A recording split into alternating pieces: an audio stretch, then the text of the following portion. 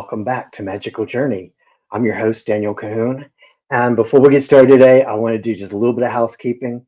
Uh, First of all, thank you guys for showing up. Thank you guys for your support and your ongoing encouragement. Uh, if you're really interested in doing a deep dive of all things Magical Journey, I would strongly suggest you go visit magicaljourney.com where you can get all the social media links, ways to contact me via email and other ways. If you would like to share your story, or if you would like to inquire more about the show, definitely go check out magicaljourney.com. There's also some extra video on there from interviews I've done on other people's podcasts and so forth, and a few other good things, including magical merch to check out. So go and do that. It's worth it, trust me. The other thing I wanted to tell you guys about is not, I know it's not for everybody, but I do have a Patreon, and it is set up for basically two tiers. There's a free tier and there is a paid tier. The paid tier is literally cheaper than a cup of coffee now at Starbucks. Uh, you can find out all kinds of good stuff on there. There's extra content concerning the things that I cover on the podcast. There's also extra content and uh, some extra media and so forth related to articles and posts that I make on the Facebook group. So please do check that out. And I really encourage you to look into the paid version because there's some stuff going on that side that you will not get anywhere else. Okay, so there you have it for that. I got to tell you guys, today is probably for me one of the most exciting interviews that I've had in a while because it's related to an event that I'm very fond of. I went for the first time last year. I got to tell you, I got a true taste of what it's really like to experience the cryptid community, the paranormal community face to face. And it was a very good time, a very informative time. It was well worth the resources of time and money it took to go there. So today, I'm bringing Randy Hutchings to the stage to talk to us not only about that, but a few other things. So, welcome everybody. Randy, hey, Hey, how are you, man? I'm doing great. How are you? I'm good. I'm good. I got to tell you, before we get started, I want to get you to tell people a little bit about you and anything you have to promote. But I really got to tell you, so excited about not only talking to you, but hearing more about the conference coming up. Awesome. Definitely. My name's Randy Hutchings. I am a paranormal field investigator from Warren County, Tennessee. I am the event coordinator and the director of the Tennessee Wildman and Cryptid Con that takes place here in McMinnville, Tennessee in August. We're on our third annual con this year. Yeah, that's really the only thing I have to promote is the con. This is your third year already. Yeah. Yep. Wow. It's crazy. So I caught you almost at the very beginning. Then that's good. Um, so Our first year, we actually had it down at Montgomery Bell State Park near oh, Nashville, and it was a much bigger turnout than we expected. wow. But now Montgomery Bell, is that over in Belmont, in that area, Belmead? Dixon, Tennessee. Dixon. Okay. I knew I had heard of it, and I believe it was something about an event that I heard of there. I'm not sure that was actually that one. So you had the first year you had it there, and it was a pretty good sized turnout. You said, "Wow." Yeah, we had such a good turnout that's why we decided to actually move it to McMinnville, to the bigger arena. Wow, yeah, and that's a really nice place that you guys have got over there too for that. Thank you. Your lineup last year was amazing, And I've seen the announcements as they come out for this year, and I got to tell you, I think it's equally amazing. Thank you. Uh, Tell us a little bit about that. Well, let's see. We've still got one person that we haven't announced yet. But I'll go ahead and announce him here. That's R. Scott Nelson, the crypto linguist that has done extensive research into the Sierra Sounds Bigfoot tapes. He's the Yeah, gentleman that has basically come out and said that there's a language in those tapes yeah, that we need to unravel. So he's going to be our guest of honor for this year. We just announced today Hellbent Holler, Jesse and Joe Doyle of Hellbent Holler. Big fans of them. They're out of the Carolinas. MK Davis, legendary in the community yep, for his enhancements to the Patterson Gimlin footage. If you've ever seen about 10 years back at least, if you ever saw the footage of Patty, the Bigfoot, where she's yep, walking from one side to the yep, next and it's all stabilized, that was MK Davis that did that. yep, Got Chester Moore from Texas coming in. He was there last year. I think you met him. yep. He'll be talking about feral humans in the South, which Cool. should be an interesting subject matter. Who else do we got? Daryl Denton, the Yep, administrator for Bigfoot Believers. It's like, I think that's actually the largest cryptid community online now. it is. Yeah, it's huge. Martin Groves will be there. Legendary experiencer from the land between the lakes with Bigfoot and Dogman. Who else? I'll be there. Hopefully. Yeah, but I'm just saying, I'll be talking about just local sightings, stuff like that. Who else? There's someone I'm always leaving. Tim Kumbo Baker will be there. Very well known in the community, cryptid community. He is actually one of the people that originated. If you've ever heard of Bigfoot infrasound, Yeah. he's the guy that originated that theory back in the day. Good deal. Wow. Yeah. Again, quite a lineup.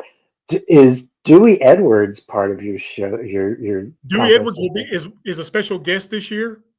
He's not a guest speaker, but he's going to be there. Good deal. He just came out with a new book. I'm still working on 12 O'Clock High, dude. That book is so intense. Right? Yeah, it is. It is He gave so me a intense. copy of that himself. Look, it's beyond good. I have never heard anybody or seen a book so crammed full of so much information. It is jam packed. He does that with every one of his books. Every one of them is just really cram packed with so much stuff. It's crazy. He really does. He's amazing. It very easy to interview, an amazing person to speak to. I spoke to him for a while at the conference last year.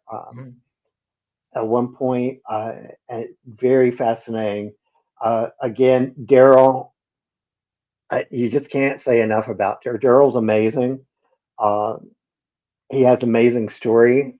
He's a great guy. Yeah, he really is. And the thing about it is, like, when you talk to Daryl, you're like, it's like talking to an old friend. He's just like, he's very open. He's very honest. He's very he just gives all of himself in the conversation. He really does. Yeah. You know, I mean, Martin Groves too. It's like talking to someone that you've known your whole life. Martin had me almost in tears a couple of times talking to him because, when he's talking about his experience and so forth, he is very emotional. And he's this big burly guy. You look at him, you think, wow, I don't want to mess with him. And he starts talking about his stories, or he talks about, something that really gets him going, and you just get chills. Yeah. You get chills with him. Oh yeah, he's an amazing storyteller.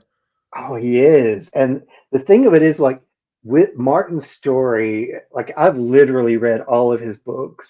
Um, I haven't like sat down and digested them, but I have read them all. Hmm. And his the detail is what really blows my mind on it. Um, I just can't. I really can't even begin to to explain. Like he is so vivid. He takes you there. Yeah, yeah. He takes you there, and it's chilling. It's awakening, very awakening. Uh, and It's it, terrifying. His story is terrifying.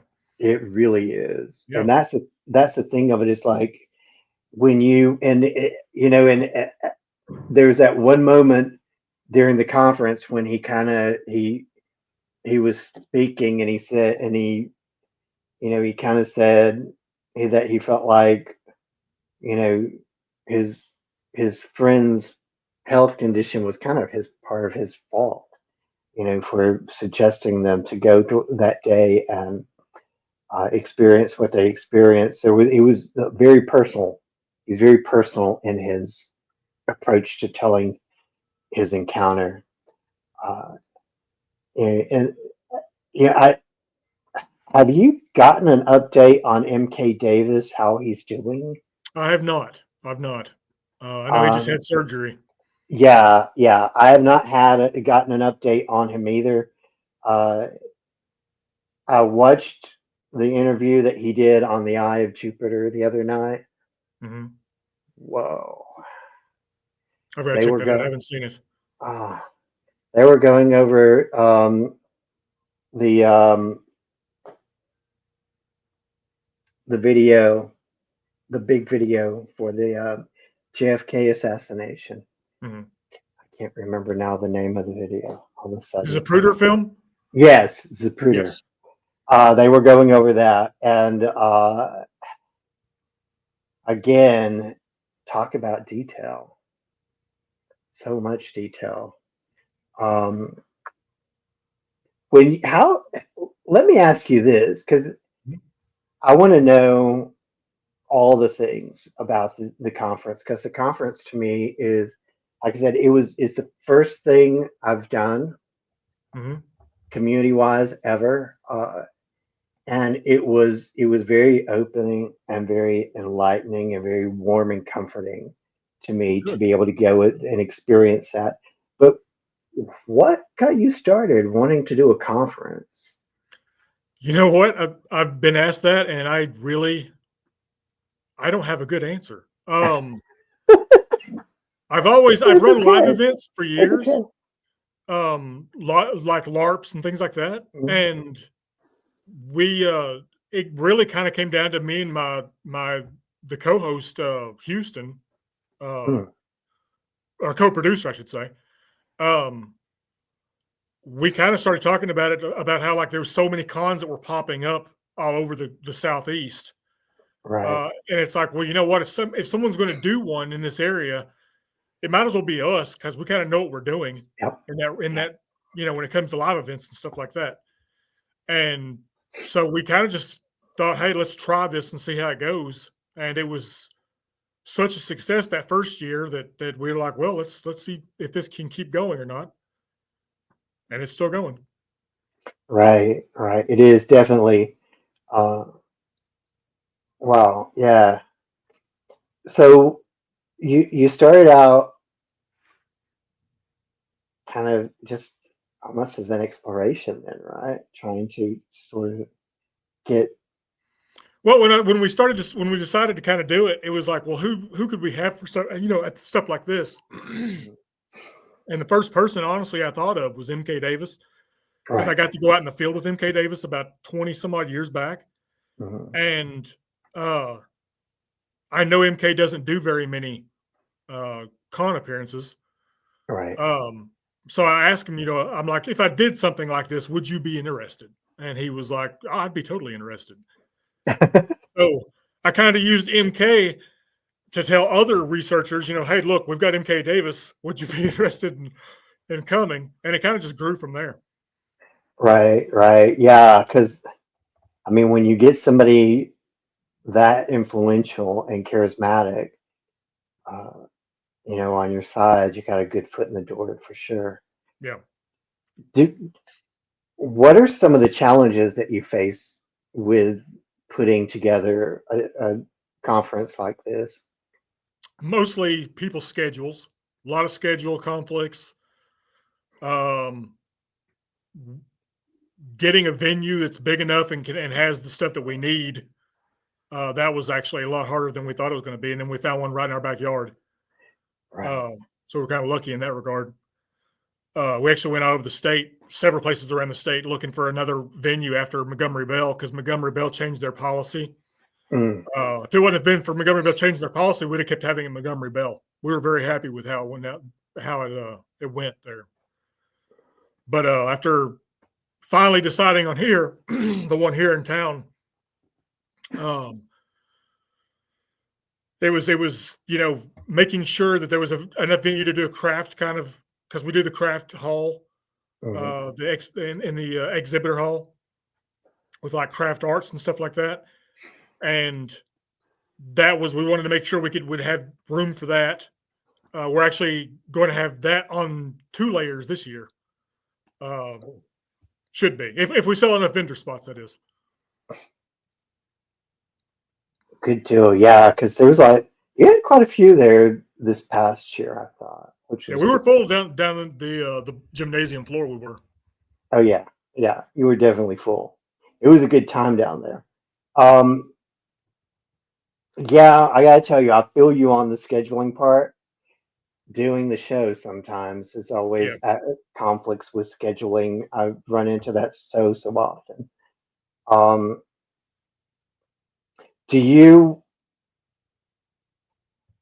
What about as far as getting people to invest resources into the conference? How is that a challenge for you as well? it is a little bit. I've been really lucky in the regard that, like, because I did so many live events over the years before we started the cons, I Mhm. had a team that did those live events with me. So I've actually taken several of them from that and just Oh wow, reappropriated them to helping me run the con. So I've good been kind of deal. lucky in that regard. Oh yeah, yeah, that's because again, another big hurdle to always have to get through is, finding sponsors, finding people that are going to, donate their time and money to help you out. Because, I think a lot of people think that, if you're putting on a con or something like that, that it is a big money maker, and that is not necessarily always the No, case. no, not at all. At least not in our experience yet. Right, right.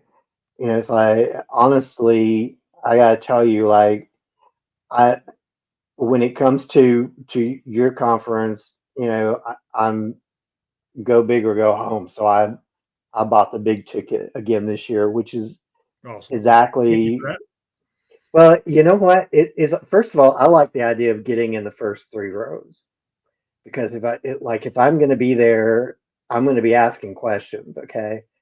And So I we want to like. be I want to be front and center, and really get a chance to be there and get the vibe, um, really feel the speaker, and it's kind of fun too. Like last year we had Jesse had a little bit of a problem with her presentation from Hellbent Holler.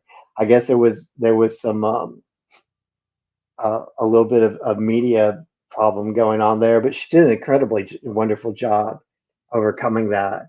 Uh, Yes, you you did. know, and dude, let's talk about Hellbent Holler for a minute. Okay. Wow, wow, those. You know what? When Jesse was talking about the experience with the lights there on the Yeah. mountain, Yep. The Brown Mountain Lights. the Brown Mountain lights, Mhm. dude, they have some crazy stuff happen there. Oh yeah, they do. Yeah, they do. They've got some really wild areas down there where they could do their stuff at. bit. The Uwharrie National Forest is one of the places they go a lot. Yeah. And then there was the one.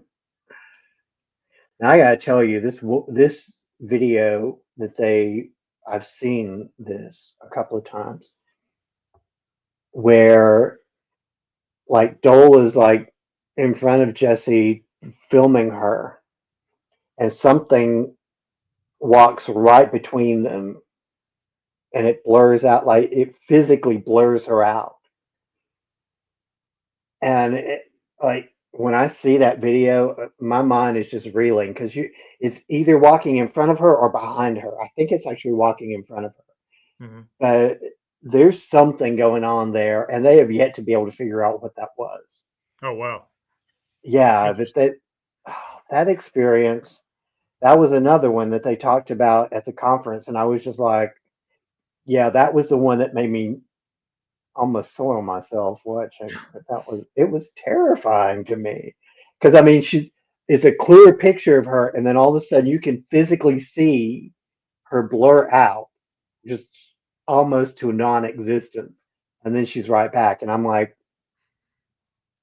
wow, yeah, what happened here? Yeah. So there's a lot of stuff that they've been able to catch. And here's the thing with Hellbent Holler.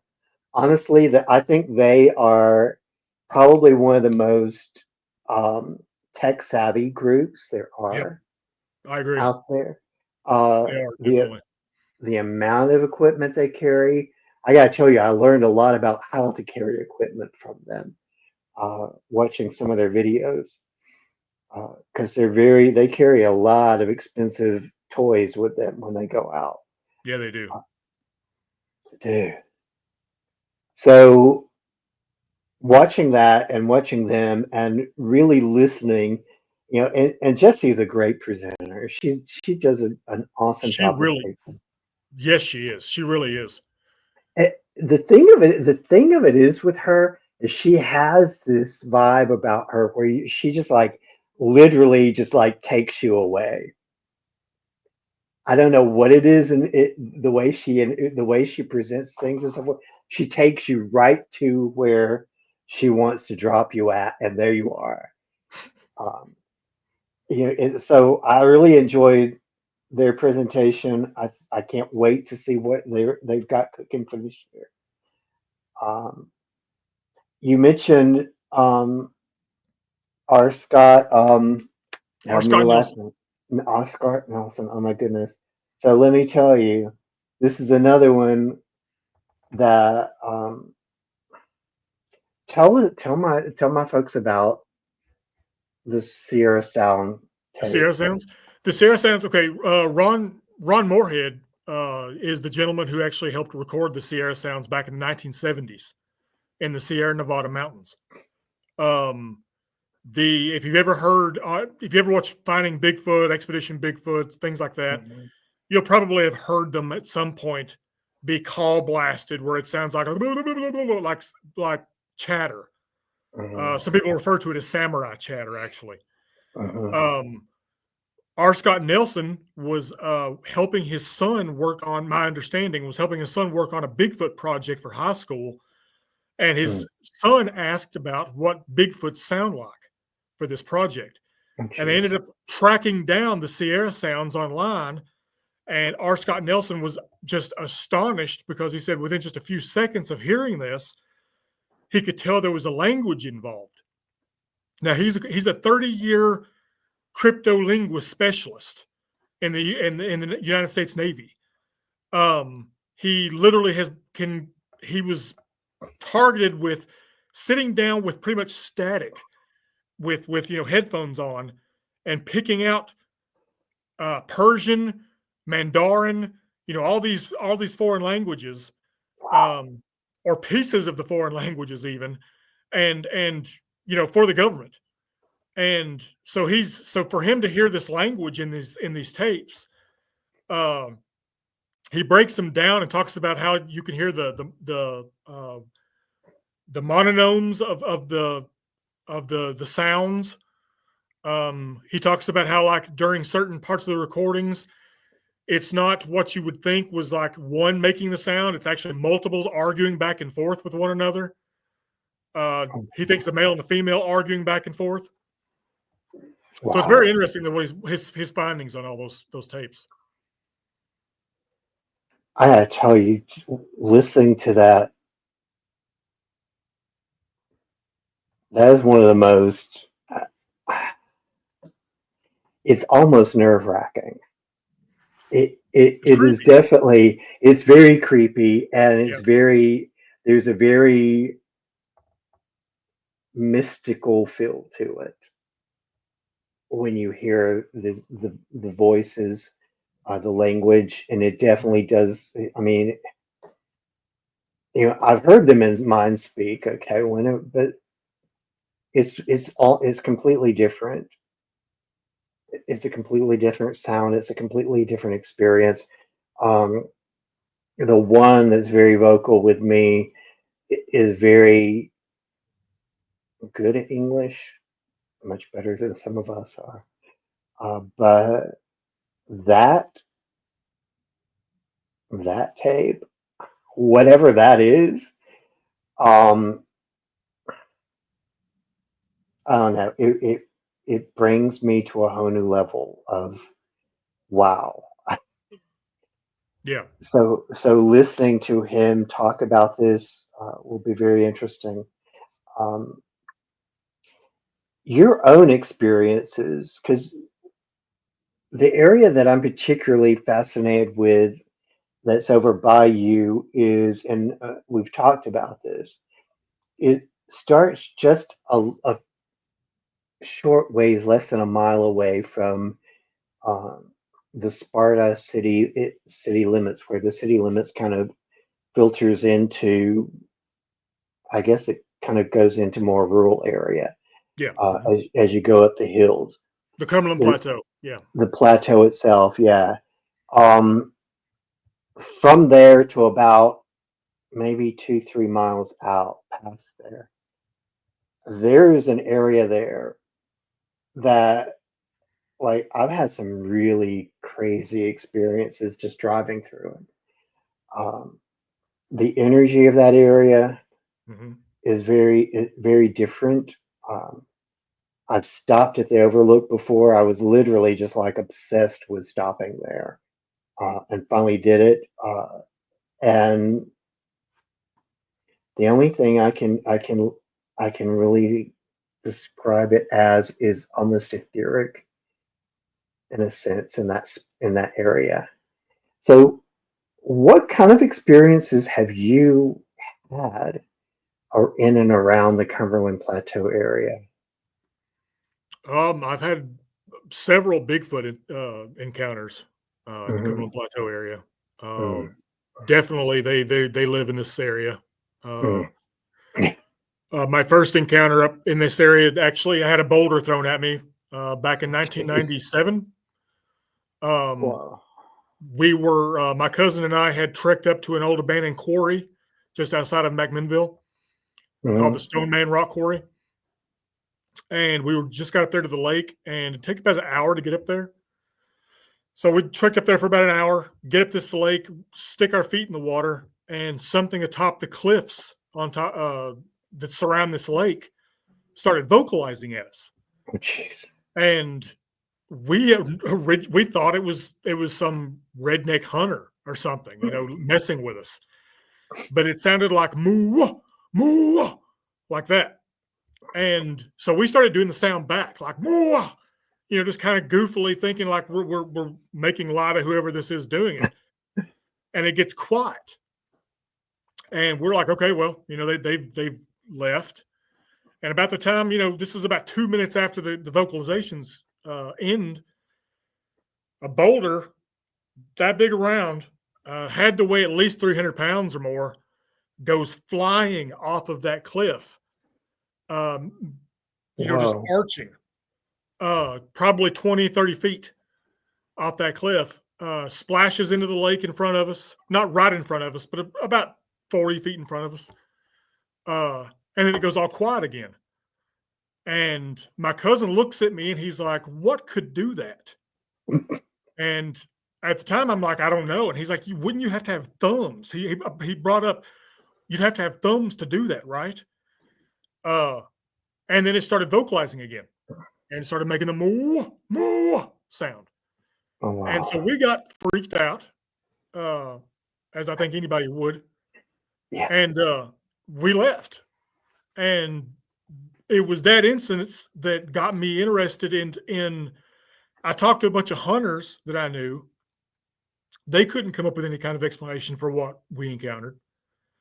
Um, and it ended up going, I ended up getting on the BFR website and finding a recording on the BFR website that sounded similar, not Mm, exactly to what I heard, but similar to what I heard. And I got in touch with one of their researchers, and that ended up with me becoming a researcher for them, a field investigator for them for a little while.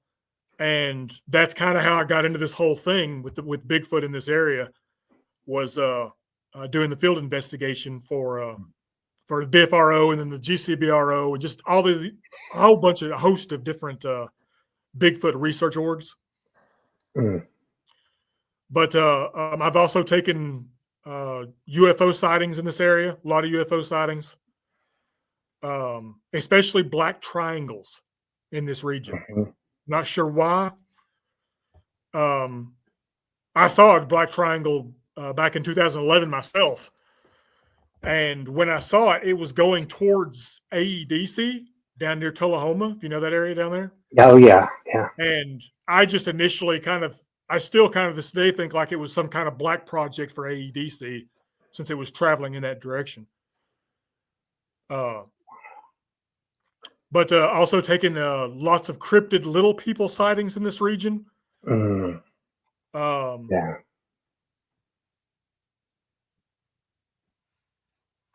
Mm. Now, let's camp there for a second because okay. you had brought up the little people at the conference, and I Mhm. asked you a couple of questions about that. One being, do you think that that what the people are seeing are potentially the Fae? Um, One of the questions, though, that I really wanted to throw at you is, do you feel like the Fae have like, do you feel like you're being watched by them at times? There are areas on the plateau, and there's an area on Cardwell Mountain next to the plateau that, how do you put this? I have immense respect for certain parts of those woods. Mhm. And you go into those parts of the woods, and if you don't feel like you're being watched, I feel like there's something wrong. Like something isn't healthy about the woods anymore. Uh, but there's areas there on Cardwell, especially where there's like standing stones up there that are built. They know are man-made built. Yeah. I feel like you're kind of in their world. You know what I mean? Right, right. Uh, the reason I ask is because I definitely feel a fake connection somehow with you. I don't know. It's just it's actually very strong. That's why, and I know you have some uh, pretty active beliefs on the Fae. Um, but it's very interesting to me that I just keep picking up the Fae every time I talk to you, every time I'm around you, every time I see you, I keep picking them up, and I'm like, wow, Hmm. just wow. Um, have you and your team experienced things like almost like trickster kinds of experiences where equipment comes up missing and stuff like Yes. that? Yes, we Okay, have. On yeah. Cardwell Mountain again, every member of my team has experienced at one point or another losing something on that mountain. And as we put it, the mountain giving it back to you. Hmm. And the last time this happened was with my buddy Houston. and he's by far of our team, he is by far the most, uh, I don't want to say level-headed, but Mm, uh, very much grounded, in the the real world per se. Uh, very much critical of jumping to conclusions. And he lost a knife on the mountain, on Cardwell Mountain, near the top of the mountain. mm, We spent almost an hour looking for it, and he was upset. We come off the mountain. He ends up buying another one of the same knife, straps it to himself. We go back up the mountain about 3 weeks later, and happened to be going up a completely different route, a route we've mm, never went. We didn't go up the first time. We stop at this one log to sit down for a few minutes. And just as we start to get up, he starts to get up and looks down at his feet, and there's his knife. mm. And it That- kind of traumatized him. Like he doesn't like talking about it mm. because there's just no way to explain like how that happened. I mean, there's ways to explain it, but he doesn't like them. So Houston, was he the younger guy with the hat that was like with you at the conference last year? Is that who you're Um, talking about? he's about my height, but yeah, he's younger than me. Yeah. A kind of olive skin. I'm not sure. Okay, because I know the guy that was with you last year. He seemed very, as you would say, down to earth, um, almost skeptical in a sense. Skeptical is the word I was looking for that entire time. Thank you. Yeah, yeah. That it was like because the first thing I thought of whenever he started speaking was, why is this guy even doing this? Because he does not. There's definitely an air of questioning to him that I have not seen with anybody else Mhm. in the research field before. Yeah. Um, and I've talked to some pretty skeptical people and some people that until they got a really good uh, what for about what's going on, they were diehard skeptics. Yeah. And I think, Houston's skeptical, but like the way he puts it, he's experienced enough to know there's something going on. Uh, so something's funny out there in the woods, right? yeah, That's the thing of it is, and this is the thing, especially in that area. I'm telling you, I've never like I only live an hour from there. Like where I live at is I'm like kind of in the thick of it in a way myself because I'm not that far from the cedars of Lebanon, hmm, yep, and so the things that happen out this way, um, my backyard security camera. If you listen really closely, it sounds like chatter all night long on that thing. It sounds like it's picking up almost like radio waves, yeah, but not. And it's crazy. And that's just like one thing. Um, and so it's very interesting. The concept of what happens in this area, what we come across, what, as I said one day, what actually is really happening here. yeah. Um, because You're it's like, you're not far away at all. Sometime if you've got yeah, a day that you want to go up on Cardwell Mountain to where these standing stones and some of the formations up there are, just let me know and I'll be happily take you up there. yeah, because I got to tell you, like, I'm not in super great shape, but I really would like to see some of that, to be honest with you, because there is something. It is crazy when I start. I have to actually like just detach myself a lot of times here because if I get too involved with it's like a nightmare for me. All I hear all day long is a lot of noise from this area and from the area in and around over by. It's like, let me ask you this. I feel like there's a very old energy, especially um, around the courthouse there in Sparta, in that Mhm. area. There is a very old energy over there in that area. And there's something about the spot, especially right there where the courthouse is, right on the main track, that absolutely every time I pass by there, like the hairs on the back of my neck even respond. What's up with that? I don't know. I'm not sure. I'm not sure. There's a Nobody's ever lot of brought that up. history. There's a lot of history in Sparta. A lot of old history in that Yeah, place. yeah. Going back to, before Europeans even had settled that area. Mhm. Uh, a lot of Native American mythology, history in that area too. So, Is there a Puritan connection to that area? um, I'm not sure, to It be would be honest. very interesting to find out.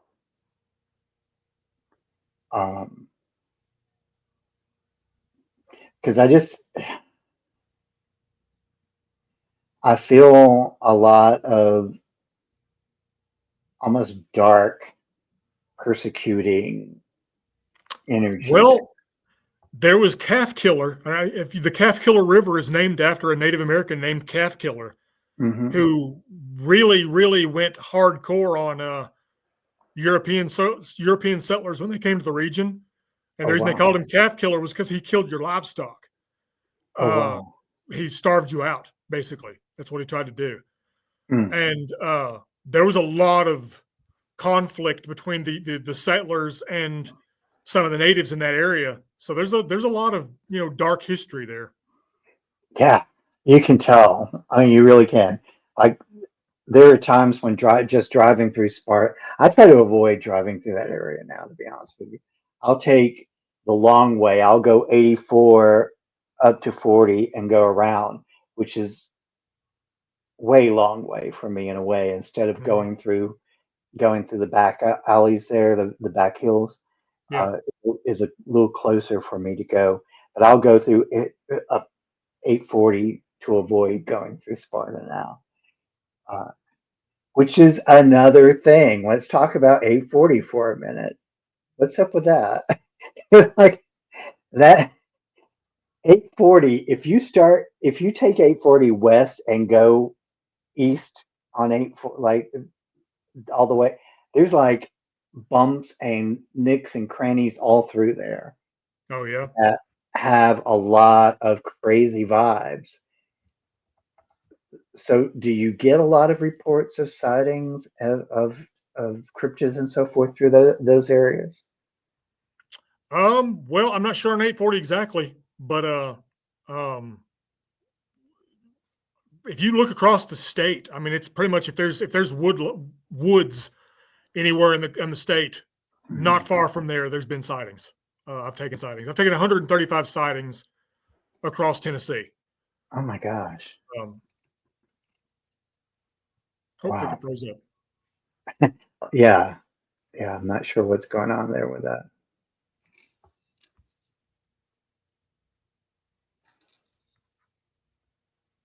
Are you Well, still there? Yeah. yeah, A I'm little still bit. here. Just froze up. Yeah. Internet may be a little bit wonky today in some areas. The, like I said, one of the things that really sticks out to me overall, and I really cannot get past a lot of times, is not only um, the the area itself, but again the connection with the Fae. And you said that um, Mr. Moore is going to be talking about the feral humans of the South. Yeah. Another topic that's kind of crazy. I don't know if you've Have you watched any of the video from Black Mass Paranormal by Brian? I can never remember their last names to save my life. Um, I don't Dang. think I have. So he was out somewhere way because he goes out way off the trail at times, and he was off the trail somewhere in the mountains, and he found a footprint, a barefoot print.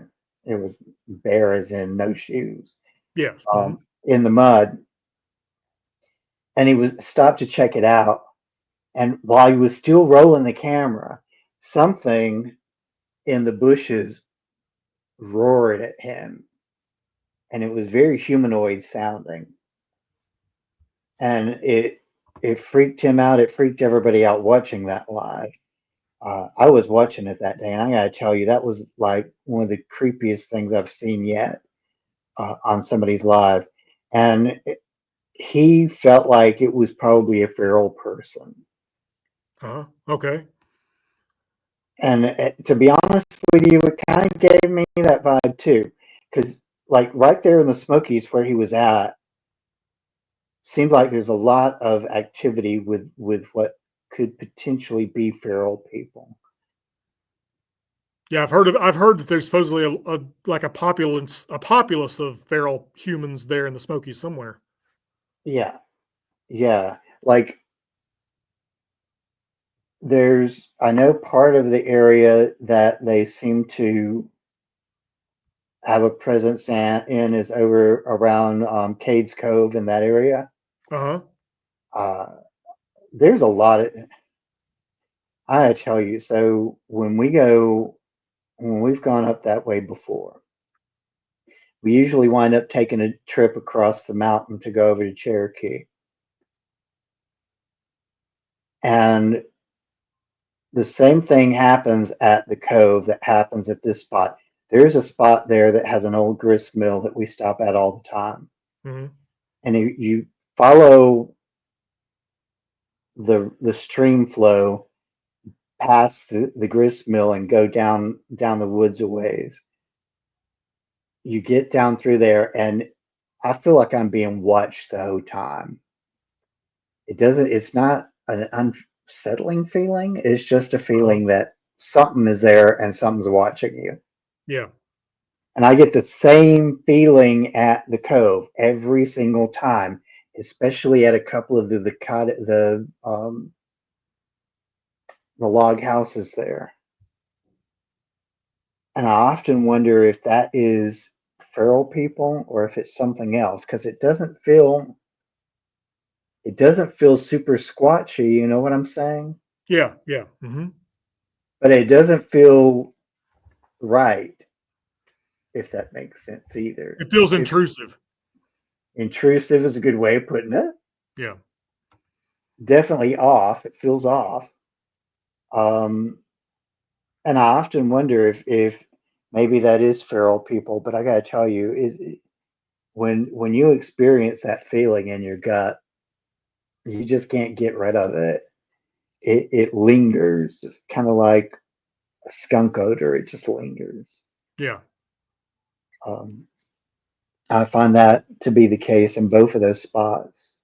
That lingering feeling, almost like I almost want to look out over the area and go, "Did I do something bad here? What's going on?" Yeah, because I mean, you just get this. It's kind of like the church chat lady looking at you with those judgment eyes. Yeah. Yeah. Yeah, it's not a good feeling. Um, so that's always very interesting to me. The feral people in general is very interesting to me. Um, Probably one of the other areas that I find have a lot of question about is in and around the area from Frozen Head over Oh yeah. um, to what is it, Oak Ridge. Oh yeah. Yeah. Now, Frozen Head has a ton of history associated with it. Sighting history with cryptids. yeah, yeah, it does. And isn't Bushy Mountain over that way too Brushy somewhere? Mountain. Brushy But Mountain, yeah, yep. Hmm. yeah. I'm horrible with names sometimes. Um, yeah, because I think that was one of the things that somebody brought up to me not too long ago, was that that facility was over there, and there was a couple of other spots that they kind of pinpointed and went, well, this is why all this crazy stuff happens, because this stuff is over there. Yeah, yeah. Brushy Mountain Penitentiary's over there. It's that's supposed to be like, hugely haunted and cursed, Right. supposedly. And Yeah. Yeah. Wow, you are really frozen still. That's crazy. sorry about that. No, you're okay. It's like it's very interesting because I haven't seen that happen before. Um, with with Oak Ridge too, there have been people who've reported Mothman sightings over there, which I find interesting. Oh, really? Yeah. Yeah, yeah, I don't get that either. But yeah, there's been a couple of people mention Mothman sightings over that way as well, which I don't know if you've experienced or had people experience anything like that. Um, I've and I've talked to people that have seen what we call the Cumberland Gargoyle, and oh, it's kind of like Mothman. It's some kind of tall, hairy beast with wings. But they've see it. It seems to be that they see it around the base of the Cumberland Plateau. I've never taken one on the plateau. It's always been at the base of the plateau. basic. So Now, give me a visual here. Where about are when you talk about the base of plateau? Where exactly are we talking about? well, specifically, the last report I took was in the Hills Creek area outside of McMinnville, Tennessee, and they were driving down a road near a cemetery, and they said this thing just fell out of this, you know, fell out of nothing in front of them in front of their car. So their headlights lit this thing up, and they said it was about 7 to 8 feet tall, covered in hair. And they said just in time to see that it was covered in hair, it raised up its arms and said it had wings. And they said it flew straight up. Yeah, no, no, I don't want to see that. Um, that's crazy. The Cumberland Girl. So now you got me on another hunt because that's something else I'm going to have to research. I gotta tell you, the pygmy graves that you mentioned last year, I went on a search for that, Yeah, and I didn't come up with a whole lot, but came up with one thing. It was a PDF that it was several pages, and it mostly went through the whole debacle of, the controversy yeah, yeah. that seems to surround there's like every, Mainstream archaeology versus yeah. yeah, like every so many years, apparently somebody gets their pennies in a wad Oh yeah, they do. and start arguing about it. And I'm like, I'm going, first of all, why is it so important to be that angry over something that, if it's that questionable, I mean, why is it a big deal? Yeah, yeah. Yeah, Why are you continually getting upset over something that supposedly has already been set in stone and has been proven false? And exactly. yeah, Exactly. That's what really kind of, I guess it really sticks out in my mind and kind of makes me go, is, this is, I mean,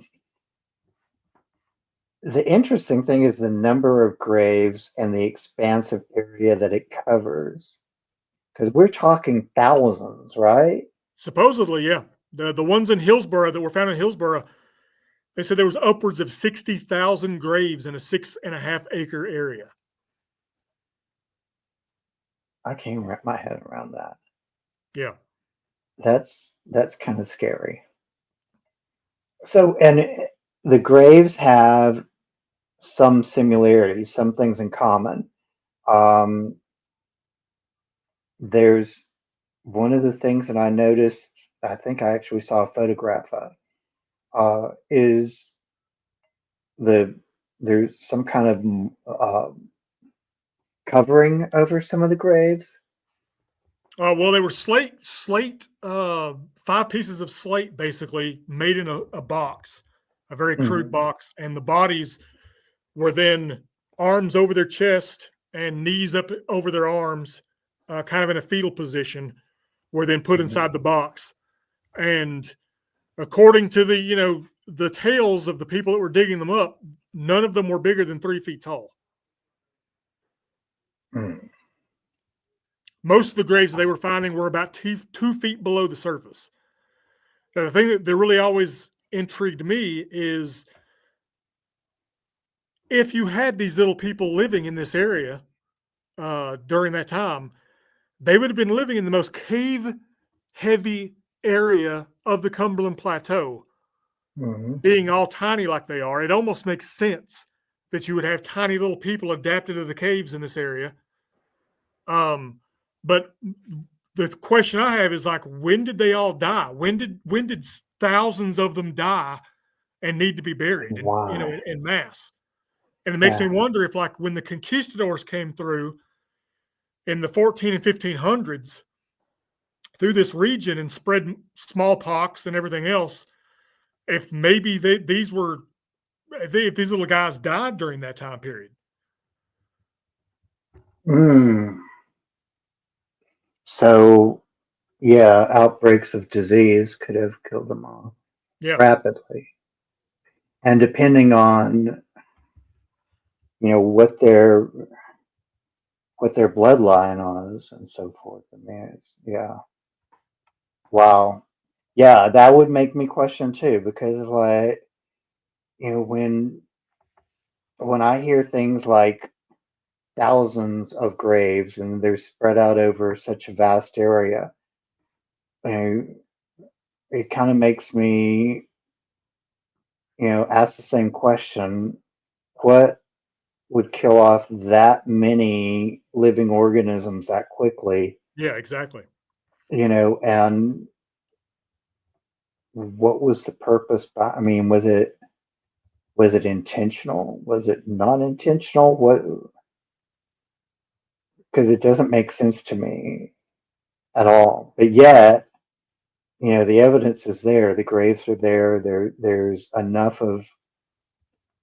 I mean, I get how some people seem to think that it's because the remains are deteriorated. So I understand that there are some people that think that they were probably normal sized human beings, that the bone deterioration and so forth had um, caused them to appear to be really small or whatever. Yeah. I get that idea. I get the theory behind that, but it just. The biggest problem with that is there was so many stories of them interring Mhm. skulls from these little bodies, and the skulls having completely sealed, sutures on top of their heads, and only being the size of your fist, and having wisdom teeth. This was described when they were talking about the skulls. Like, you don't have your wisdom teeth and you don't have the sutures on your skull sealed until you're at least 3 to 4 years old. Mm. So, why were some of these skulls that were the size of babies basically, why were they showing wisdom teeth and adult structures?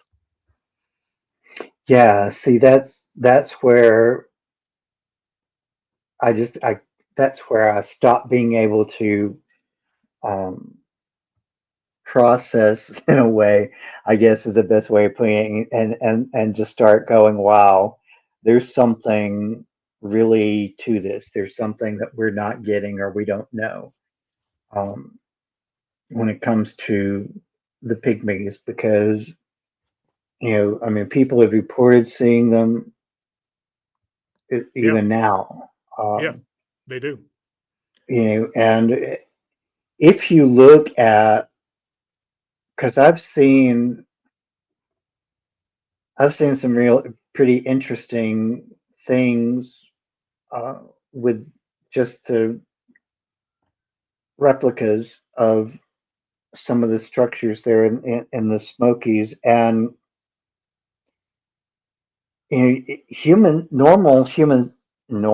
human stature of people, during the time that people actually lived in the Appalachian Mountains there.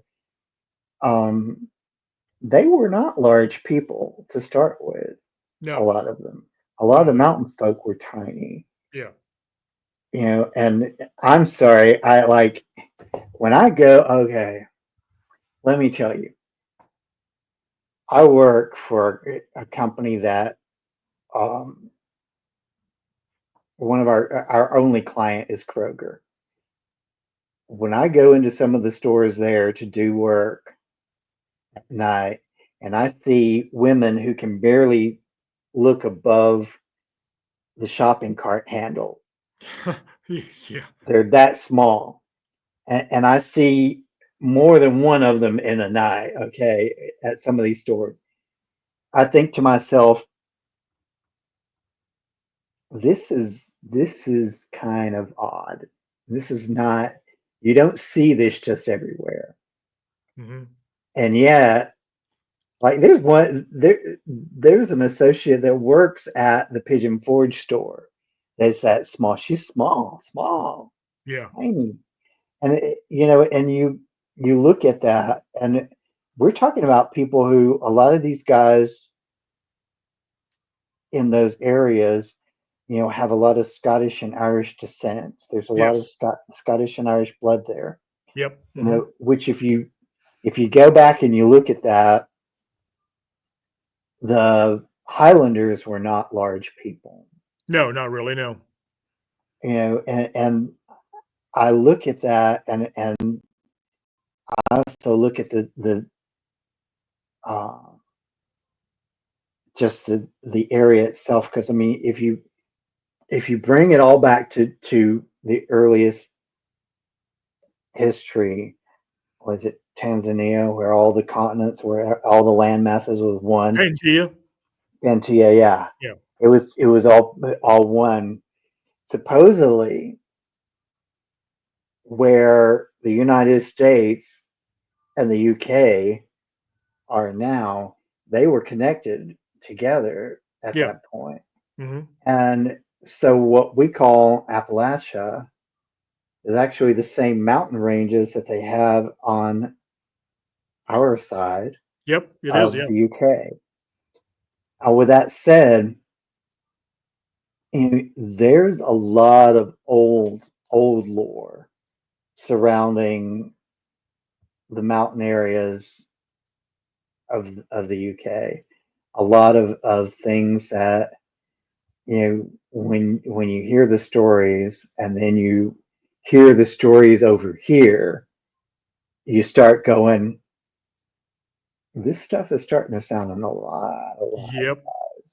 There's a Sounds sounds lot, sounds very like, similar. yeah, like what's up with the I call a lot of people call them mimics. I call them mimics. Uh, you hear similar stories about them in both areas. Uh, why people don't listen to folks that call out their name at night in the woods. Yeah. They're in the hills. Don't answer whistles at night. Uh, all of those kind of stories that you hear that people kind of joke about here in this part of the country. You hear a lot of similar tales over there on the other side too. Yeah. And it makes me wonder, what exactly what are we dealing with? How old is it? Where's it come from? And I feel like all of that is somehow connected. I think it really is. Uh, it would be very interesting. I want to know what the mineral makeup of the highland areas and the mountain areas of Scotland and Ireland are like. If there's similarities, especially when it comes to crystal, Oh, we have um, tons of that around here in the mountains. lithium, and celestite. Hmm. Those three minerals in general. I would love to hear how what the similarities are over there compared to over here. Yeah, there's like as far as quartz crystal, it's insane Yeah, through. it is. It's really insane through the mountains there. Yeah. Um, but yeah, there's some. Wow, this is a whole.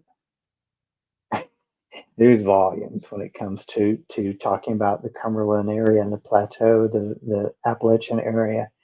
Volumes of stuff that we could go into. Oh, yeah. Give me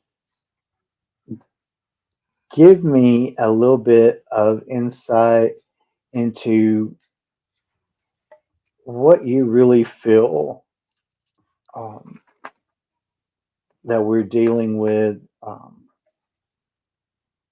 What what your overall opinion of the Appalachian area is, in the sense of the paranormal and the cryptid world. Well, just as an example, the Cumberland Plateau where we are, Mhm, um, at the base of it at least, it's one of the most ancient parts of the Appalachian Mountains. It's been worn flat from erosion. Uh, so it's used to be a up against the ocean way back. That's why, like in this area where I'm at, you'll only find mainly marine fossils, stuff like that. If you're looking for like doing fossil hunting, mhm, but I think that this area of the plateau in the Appalachians just it has so much history attached to it uh, that it's elemental. Um, it's in the very makeup, like you're saying, the makeup of the mountains itself. I think plays a part on a large part of like the paranormal aspect that you often see associated with it. Even with if it comes down to UFOs and stuff too. I think the crystal content of the limestone in this region, I think, actually draws them in sometimes. Um, yeah, I think I think there's definitely uh, a whole plethora of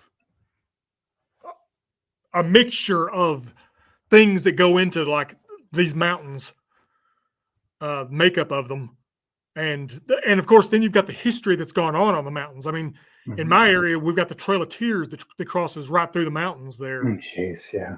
Uh, and some of those, I know people that own parts of the mountain that have the Trail of Tears that go through it, and there's certain parts of the trail that I would argue are cursed uh, Mhm. because of what happened on them.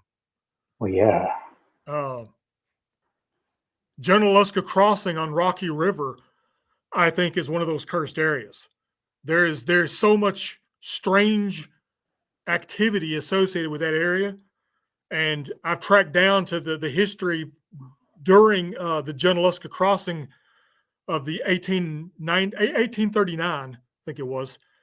Um, there was 16 people died there at that crossing. That Mm, was what there was a it was historic because Junaluska and several other gentlemen basically said we're not going any further, and they turned around and left.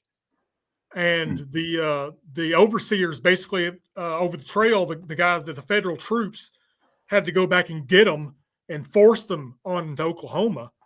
mm. There was so much death in that area at the time that I think it soured the land in a way.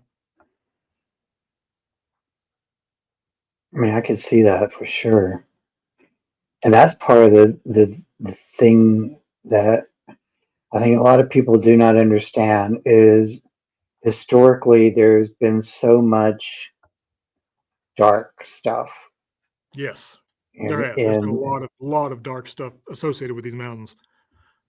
the mountains, the areas surrounding the mountains. I mean, you look at the LBL. I mean, it's a classic example of a place that history has really marked that area. And I think we in Appalachia, unfortunately, bear the brunt of the karma a lot of times of history. I'd agree. Uh, I agree with you. so bad. It's so bad. There's times when people will talk about, like, they'll talk about certain communities here in Tennessee, and they'll be like, "What is wrong with this place?" And I think there really is something wrong with those places. Like, deep down, in its history and its core. Uh, I feel that about my own hometown, honestly, just because of some of the history of it. Which is McMinnville, McMinnville, yeah. yeah, Yeah, McMinnville is one of the spots. Um, I always get a very interesting feeling about that. Um, Mont Eagle, yep, Monteagle, yes, oh yeah, that whole area is very cringe to me. I had a coworker tell me one time because I took a hotel in Mont Eagle when we were doing the McMinnville store, and she said, "Whatever you do, don't get off the main strip there, and just come and go. Don't linger in that area." And I looked at her and said, "I ain't that crazy." I told her, I said, honestly, the feeling I get from my ankle, I can't even. I'm surprised I can even sleep there. Um, then there's two other places, Newport hmm and Asheville. Now, Asheville is actually a vortex. North Carolina, Asheville, Yes, yes, okay, it. So I call it the vortex triangle. Mount Shasta, Sedona, and Asheville. If you link all those together, they form a triangle. And Asheville, North Carolina, definitely is at the point of that triangle. And it's a critical location. I do believe that. It's a very critical location, which is one of the reasons why when people talk about um, the recent storm there and the destruction that it caused, uh, I just kind of look at them and go, "You mean the strike zone?" And when I say that, I mean I really feel like it was a strike zone, that was an intentional strike on an area um, that spiritually and metaphysically has a lot of context to all all the things. You know what I'm saying? yeah, And that's one of the reasons why when it comes to, well, even like you said, I guarantee you, if we did, if we researched the areas of McMinnville, Portland, and Asheville, and the the space that those areas mark, we would probably find a very similar thing going on. hmm Maybe not necessarily as many portals and as um, many ley lines and so forth, but definitely something very similar energy wise going on. hmm So I always find that very interesting. Um, and I agree with you. I actually think that we have, our history, the history of these areas. have bound us to something, something that we need to really explore. We need to really find answers to for ourselves personally. Because I think each person that's here, I don't think there's a coincidence in our being here, and I don't think there's a coincidence in uh, the things that occur here, if that makes sense. Yeah, totally does. Um, and when you mentioned black triangles earlier, I just thought to myself, yeah, that's not surprising at all. I tell you what, I could go on with this conversation with you forever because there's so much to cover. Um, but I want to kind of save some of this Okay. um, to for a bit of other things category, we'll call it. I definitely want us to I want to thank you and congratulate you on your lineup for this con. I'm really excited about hearing Thank you. these I'm guys glad. speaking. It's I gotta tell you, like I said, it was a very awakening experience for me. I do not go out very often. I'm very recluse most of the time. So going to this conference was a big change for me and not in a bad way at all. So I'm Good, very great. excited. I'm very excited to hear these speakers that you've got lined up. I'm excited to hear um, what else you have going on that you're going to be sharing with us because I'm sure it's going to be some very good insight, some very deep insight coming up. Um, I hope so.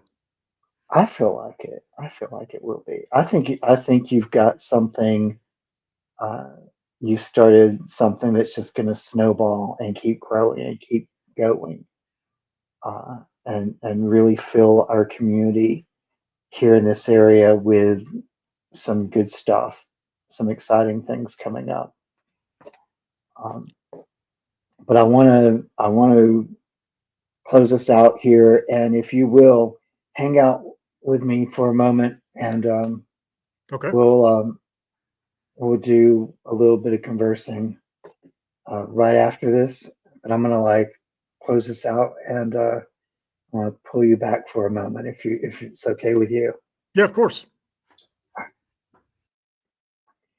All right, guys, there you have it. Randy has got. I gotta tell you, I can't wait. I cannot wait. Y'all have no idea. I get excited about this conference because, like I said, it's the first one I went to. He's got one heck of a lineup, and I've got so many questions forming in my mind already for these guys. So I appreciate you guys for joining us tonight. Uh, just remember, again, magicaljourney.com, your place for all things magical journey, including magical merch. Grab some of that and become my walking, talking billboard. I always appreciate that. Always need it. Um, Next week, same time, same place. I have. I'm not going to tell you who I have next week. You can go on my YouTube channels and I'll tell you. So I've got James R. Hood coming on next week, and we're going to talk cryptids again. So you guys check it out, watch for us, and may your journey always be magical.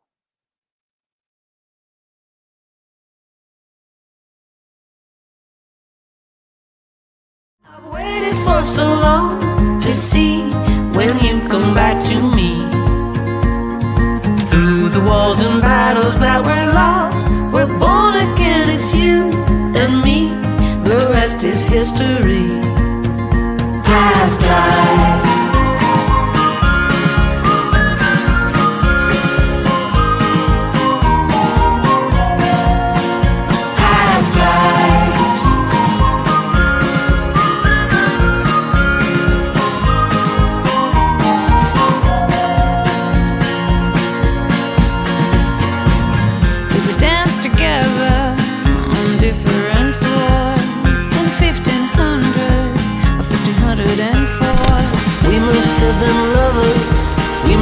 There's something in our past.